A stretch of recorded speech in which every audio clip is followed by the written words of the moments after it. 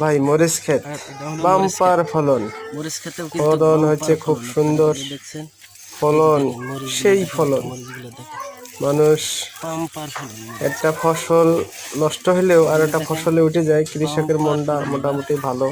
Bumper ফলন মাঠের এগুলা। ফসল দেখেন মরিচ, কি সুন্দর আরো মরিচ, ভুট্টা, গাছে গম, মরিচ আর মরিচ। পেঁয়াজ, দেখেন কি সুন্দর রসুন, মরিচ, তারপরে পেক্কা ধনিয়া, লাল হয়ে রয়েছে একবারে। ধান এখন মাঠে আছে, কিন্তু মরিচ খেতেও মরিচ কিন্তু কি এবং বাধা দিলে ভুট্টা খুব সুন্দর ফলন, বাম্পার ফলন। সেই সুন্দর ফলন দেখেন। ফলনটা সেই মরিচ কি সুন্দর সুন্দর হয়েছে, মরিচ, সকলে দেখেন এগুলো মরিচ আর সেই মরিচ, সুন্দর ফলন।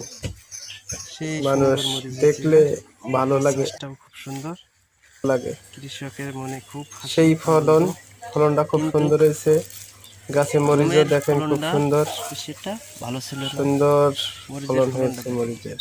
সেই সুন্দর, সুন্দর মাশাআল্লাহ, হয়েছে। দিলে কৃষকের মনটাও ভালো এগুলো থাকে, যে গম, ফলনটাও খুব সুন্দর হয়েছে। খুব সুন্দর হয়েছে। এখন কৃষকের দেখেন মন কখনো মরিচের খারাপ সাইজগুলো হবে না, দেখেন, ফলন যদি ভালো হয়। মরিচের সাইজগুলো।